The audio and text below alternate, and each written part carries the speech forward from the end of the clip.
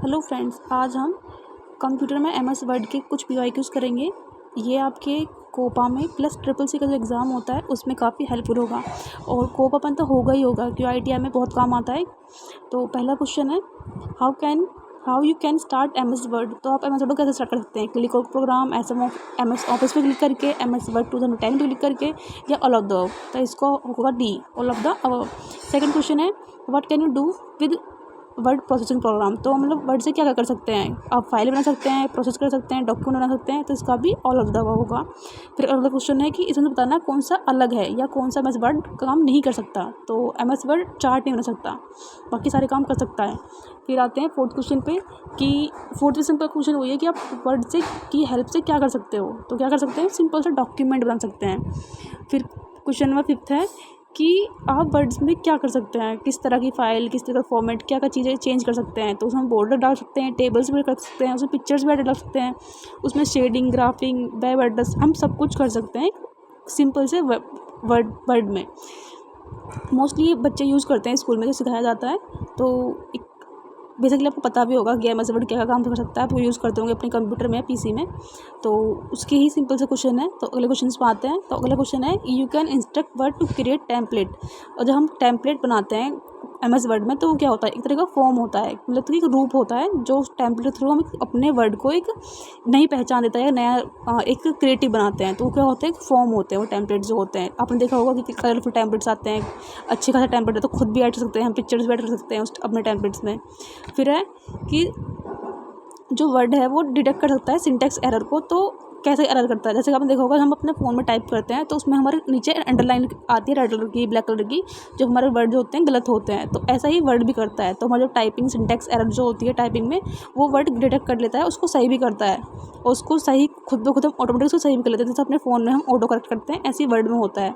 तो आगे क्वेश्चन वही है कि जो थेसरस होता है तो वो क्या कर सकता है? तो वो क्या करता है? चेक करता है और करेक्ट करता है हमारी एरर्स को, उसे कहते हैं थीसॉर्स। ओके। फिर नेक्स्ट क्वेश्चन है, in word you can format text such as. तो क्वेश्चन अगला है कि तुम अब वर्ड में क्या क्या फॉर्मेट कर सकते हो, चेंज कर सकते हो। तो इसमें भी सब कुछ है, ऑल द अबव क्वेश्चन आएगा। आप देख सकते हैं इसमें लिस्ट कर सकते हैं, बॉर्डर्स कर सकते हैं, हेडिंग, इंट्रोडक्शन। तो सारे पीवाईक्यूज़ ऑलवेज जो होते हैं वो क्वेश्चन सेम ही होते हैं, बस उनका पूछने का थोड़ा तरीका डिफरेंट होता है और कुछ नहीं होता है। बस आपको अगर ध्यान से पढ़ोगे तो चीज़ें आराम से सिंपली हो जाएंगी। जैसे कि क्वेश्चन यही है कि जब हम एडिट करते हैं तो क्या कर सकते हैं। तो आप भी करते हैं, एडिट करते हैं तो क्या कर सकते हैं? हम रीअरेंज करते हैं, टेक्स्ट को ऐड करते हैं, डिलीट टेक्स्ट करते हैं। जिसका भी होगा ऑल ऑफ द अबव। आजकल तो व्हाट्सएप में भी नया फीचर आने लगा है कि हम एडिट कर सकते हैं अपनी चीज़ों को।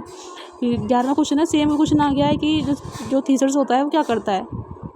सेम क्वेश्चन रिपीट हो गया है कि थिसॉरस क्या कर सकता है। तो बेसिकली थिसॉरस क्या है? डिक्शनरी है। इसका मतलब यहाँ पर मैंने एडवांस वर्जन यूज़ किया हुआ है इस वर्ड का।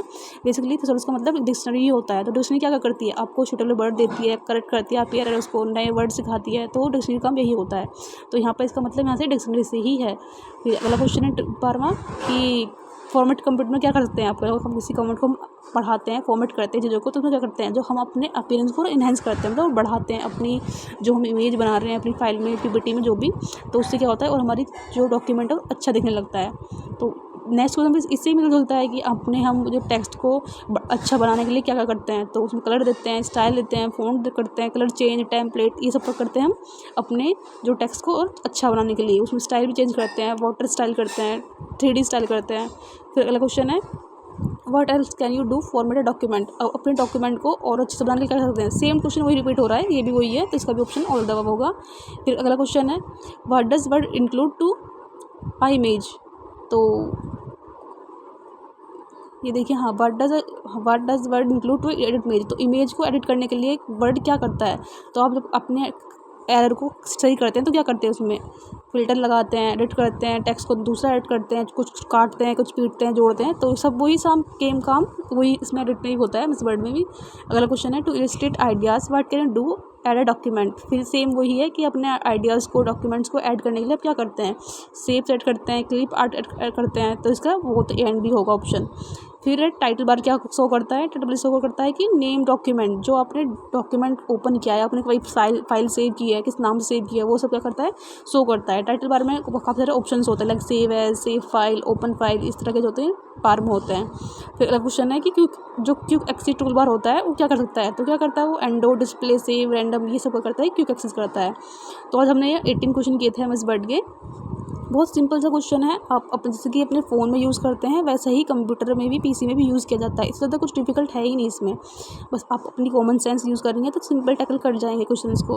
और ये क्वेश्चंस आपके ट्रिपल सी के एग्ज़ाम, कोपा के एग्ज़ाम्स अब भी होने वाला है, तो उसमें काफ़ी हेल्पफुल होते हैं। इनफैक्ट बाकी एग्ज़ाम में भी आपको बहुत हेल्पफुल होंगे, बट थोड़ी सी बेसिक नॉलेज और कुछ नहीं चाहिए इसमें, क्योंकि कंप्यूटर का जो सब्जेक्ट होता है हम बचपन से पढ़ते आते हैं, इतना डिफिकल्ट नहीं होता है।